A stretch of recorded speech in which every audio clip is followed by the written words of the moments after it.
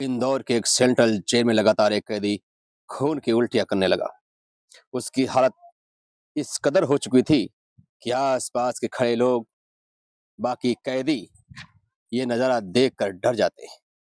जब पुलिस वालों को यह पता लगता है तो वहां पर पुलिस वाले दौड़कर आ जाते हैं और उसकी हालत गंभीर देखकर तत्काल उस कैदी को अस्पताल में जाकर भर्ती करवा देते हैं। अस्पताल में डॉक्टर जब उस कैदी को देखते हैं तो वो चौकन्ने होकर कहते हैं, अरे भाई ये तो मर चुका है। इसके बाद उसका पोस्टमार्टम कर दिया जाता है। पता चलता है पोस्टमार्टम की रिपोर्ट के अनुसार कि इस कैदी के गले में बहुत ही कटे के निशान हैं, अंदर जख्म है जिसके चलते इसकी जान चली गई।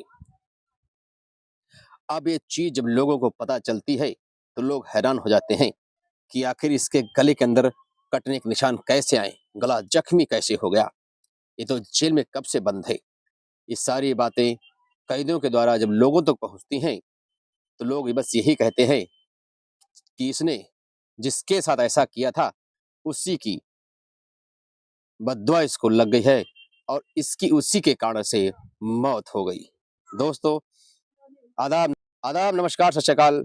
आज की सच्ची घटना जो आपको मैं सुनाने जा रहा हूँ, ये सच्ची घटना सुनने के बाद आपके होश उड़ जाएंगे। आप सोचने पे मजबूर हो जाएंगे कि क्या क्या ऐसा भी हो सकता है। जी हाँ दोस्तों, ये सच्ची घटना मध्य प्रदेश की है, जहां पर एक लड़का स्कूल में पढ़ाई कर रहा था। साथ में वहां पर एक लड़की भी पढ़ाई कर रही थी, प्रिया। दोनों एक ही क्लास में पढ़ रहे थे। पढ़ाई करते करते दोनों की दोस्ती हो जाती है। दोस्ती होने के साथ साथ एक दूसरे की कॉपी एक्सचेंज करना हो, चाहे एक साथ में पढ़ाई बैठकर करना हो, ये सब लगातार चल रहा था। अब दोनों अपनी पढ़ाई पूरी करके 12वीं पास कर लेते हैं। तब ये लड़का जो कमलेश होता है, यह लड़की को प्रपोज कर देता है और बोलता है, प्रिया मैं तुमसे बहुत प्यार करता हूँ, मैं तुम्हारे साथ रहना चाहता हूँ, मैं तुमसे शादी करना चाहता हूँ। इस बात पर प्रिया बोलती है, अरे यार मैंने इसके बारे में कोई सोचा ही नहीं। हम तो मात्र एक दोस्त हैं, क्लासमेट हैं, जैसे सब दोस्त हैं। इसी तरह से हम एक दूसरे के साथ हैं, हम एक दूसरे को सम्मान देते हैं। इसके साथ साथ आगे बढ़ने में मदद करो। हम अपनी पढ़ाई पे फोकस करें, ना कि शादी ब्याह पर। अगर इसके बाद कुछ होता है तो हमें लगेगा कि हम दोनों साथ रह पाएंगे तो हम लोग शादी कर लेंगे।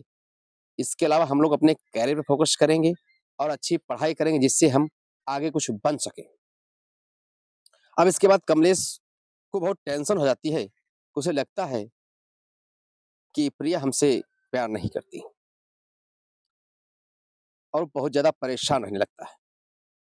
कुछ दिन के बाद स्कूल की पढ़ाई खत्म हो जाती है तो प्रिया से और कमलेश की मुलाकात नहीं हो पाती है।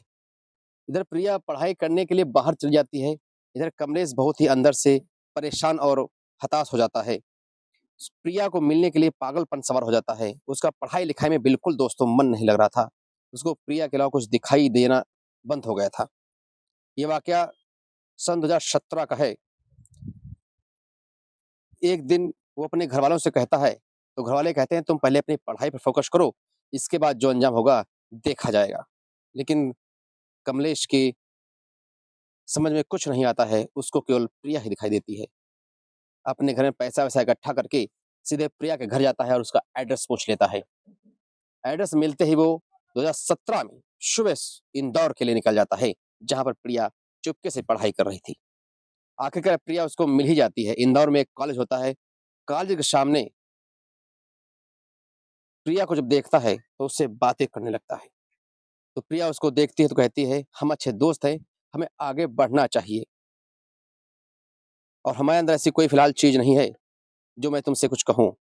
अपनी पढ़ाई करो, कुछ बन जाओ, क्योंकि जब तुम अच्छी पढ़ाई करोगे, कुछ बन जाओगे, तब मैं उसके विषय में सोचूंगी कि मैं क्या करना है क्या नहीं करना है।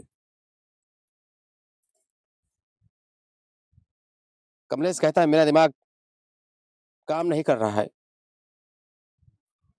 प्रिया कहती है, देखो मेरा भी दिमाग तेज है और तुम भी पढ़ाई करने में बहुत अच्छे हो, आगे बढ़ जाओ, कुछ पैसे कमा लो, इसके बाद सोचते हैं हमें क्या करना है। कमलेश कहता है, मैं अपना फ्यूचर ठीक कर लूंगा, तुम मेरे साथ रहो, जो मैं कहता हूँ वो करो और तुम किसी से मिलना-जुलना सब कुछ बंद कर दो। एक तरफ से प्रिया को बाउंड कर देता है। इसके बाद वो उसके साथ ज़बरदस्ती करने लगता है, तो प्रिया उसका व्यवहार देखकर कुछ अच्छा नहीं समझती है। उस बात को टालने के लिए वो कहती है, "ठीक, ठीक, ठीक, ठीक, जो तुम कहते हो, वो मैं करूँगा।" इतनी बात कह के प्रिया वहाँ से चली जाती है। अब प्रिया रात में सोचने लगती है कि लड़का ठीक नहीं है, इससे दूर रहना ही ज़्यादा अच्छा होगा, क्योंकि वो हमेशा ज़बरदस्ती करने की कोशिश करता है। इसलिए प्रिया अब संभल कर रहना शुरू कर देती है। कमलेश इधर धीरे-धीरे प्रिया को ट्रैक करता है, फेसबुक के, इंस्टाग्राम के माध्यम से, क्योंकि कई सालों से प्रिया के पीछे हाथ धो के पड़ा था। कमलेश एक साइबर एक्सपर्ट बन चुका था। साइबर के तलते वो हर चीज़ अपने अंदर काबू कर लेता था। किसी का फेसबुक, इंस्टाग्राम हो, ये अकाउंट हो या इंस्टाग्राम अकाउंट हो। एक बार साइबर के ज़रिए प्रिया का फेसबुक अकाउंट हैक कर लेता है और उसमें देखता है कि प्रिया कौन-कौन सी पोस्ट करती है, किससे-किससे मिलती है। कमलेश को उसके अकाउंट में दिख मिलता है कि कपड़े प्रिया बहुत छोटे-छोटे कपड़े पहनकर घूमती है, जिसका फ़ोटो उन्होंने शेयर किया था। प्रिया को कतई पता नहीं था कि मेरा अकाउंट हैक करके वो उसके साथ छेड़छाड़ करता है। जो ही छोटे कपड़े देखता है कमलेश, तो उसके अंदर एक भनक सवार हो जाती है और प्रिया को मैसेज कर देता है। कहता है कि तुम कैसी फ़ोटो अपने वो अकाउंट पे डाल रही हो, हमें कतई पसंद नहीं है। तुम अपने संस्कार भूल चुकी हो, तुम्हें पता नहीं तुम्हें आने वाले फ्यूचर में कैसे रहना चाहिए। ऐसे लगातार मैसेज वो करने लगा। अब प्रिया को समझ नहीं आ रहा था कि इतना पागल लड़का क्यों हो रहा है। प्रिया उसे मैसेज में समझाया कि देखो, हम क्लासमेट थे, ऐसी कोई बात नहीं, तुम इतना ज़्यादा क्यों सोच रहे हो? इसको लेकर क्यों सीरियस हो? उन दोनों के बीच बातें होती हैं, फिर मामला ठंडा हो जाता है। लगातार ऐसे कुछ दिन बीत जाते हैं। प्रिया किसी पार्टी में चल रही दोस्तों के साथ कुछ गप्पे-सप्पे मारते हुए एक फ़ोटो डाल देती है। अब जो ही फेसबुक पर उसका फ़ोटो पहुँचता है, कमलेश वह पोस्ट देखता है और देखकर लिखता है कि तुम दोस्तों के साथ घूमना शुरू कर दिया है? मुझ में क्या कमी है, जो तुम दोस्तों के साथ ऐश-आराम कर रही हो? मैं स्मार्ट हूँ, टैलेंटेड हूँ, बुद्धिमान हूँ, मुझसे क्यों नहीं बात करती हो? प्रिया ने कमेंट में लिखा कि मैं किसी से बात करूँ या ना करूँ, तुमसे से क्या मतलब? और प्रिया फिर उसके नंबर को ब्लॉक कर देती है। अब जैसे ही कमलेश को ब्लॉक हो जाता है, प्रिया को लाइव स्टॉक करता है। वह देखता है कहाँ जा रही है, किससे मिल रही है। इसी दरमियान प्रिया एक लड़के से मिल जाती है और यह सब चीज़ें कमलेश देख लेता है। उसका पारा चढ़ जाता है और वो प्लानिंग करता है कि अब चाहे जो भी हो जाए, इसको मौत के घाट उतारना ही है। कमलेश बाज़ार जाता है और एक पैनी धार वाला चाकू लेकर पहुँच जाता है। अब प्रिया के मौके की तलाश थी कि जब लड़की अकेली मिल जाए, तो इसकी हम गर्दन उड़ा दें। दोस्तों, प्रिया पढ़ाई करने के साथ-साथ जॉब भी करना शुरू कर दी थी। अब अच्छी खासी कमाई भी कर रही थी। अपने ऑफिस से लौटते वक़्त प्रिया शाम को जब रास्ते से गुज़र रही थी, वहीं कमलेश ने प्रिया को रोका। प्रिया रुक जाती है, सोचती कुछ बातचीत करेगी। प्रिया पूछती, "क्या बात, तुम आखिर मुझसे क्यों रोक लिया है?" तो कहता है, "तुम मेरे साथ चलोगी, मुझसे प्यार करोगी, मुझसे शादी करोगी या नहीं?" प्रिया उसे मना कर देती है, बोलती है, "तुम अपने करियर पर तो फ़ोकस करो, तुम क्यों मेरे पीछे पड़े हो?" प्रिया उस वक़्त साफ-साफ मना कर देती है कि तुम एक आवारा और बदचलन किस्म के इंसान हो। मुझे तुमसे कोई रिश्ता नहीं रखना है। तुम जैसे इंसान हो, मुझे ऐसे तुम इंसान साथ कतई रहना बिल्कुल पसंद नहीं है। कमलेश साहो इसी बात पर चिढ़ जाता है दोस्तों और गुस्से से आग बबूला हो जाता है और आक्रोशित होकर के उसके ऊपर अटैक कर देता है। फिर चाकू लेकर सीधे सुप्रिया के ऊपर लगातार वार करने लगता है। प्रिया भागने की कोशिश करती है, अपना बचाव करती है, लेकिन वो बचाव नहीं कर पाती। सड़क पार करने की कोशिश करती है, लेकिन सड़क पार नहीं कर पाती है और गाड़ियों के बीच शायद वो बच जाए, लेकिन कमलेश उस पर चाकू पे चाकू वार करता रहता है। गाड़ियों के बीच प्रिया जाने की कोशिश करती है कि शायद कोई मुझे बचा ले, लेकिन कोई नहीं बचाता है।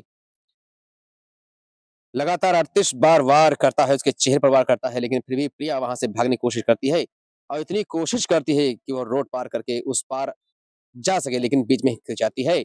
हालत इतनी खराब हो जाती है, वहाँ जो वो लोग थे, वो 100 नंबर डायल करते हैं। जब तक पुलिस पहुँचती है, तब तक प्रिया मौत के हवाले हो चुकी थी।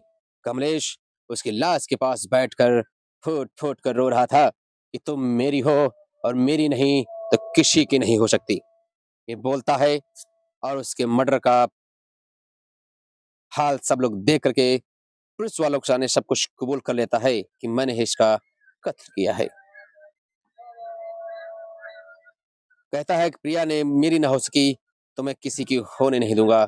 पुलिस को यह बताता है कि इस लड़की को मुझे मारने इसलिए जरूरी हो गया क्योंकि मैं सिर्फ इसे चाहता था और ये दूसरों को मुझे कतई पसंद नहीं था। कमलेश सेंट्रल जेल इंदौर में सजा काट रहा था। इसी दौरान उसकी अचानक तबीयत खराब हो जाती है और उसको आनंद फानन में अस्पताल में भर्ती कर देता है, लेकिन वहां पर उसकी मौत हो जाती है। जब पोस्टमार्टम रिपोर्ट आती है तो पता लगता है कि उसके गले में बहुत ही गहरे घाव थे, अंदर से कटा हुआ था। इसके चलते उसकी मौत हो चुकी है। लड़की की चाकू से वार कर के हत्या कर दी थी। उसी का पाप इसको मारकर चला गया। जब उसका शव लड़की का वापस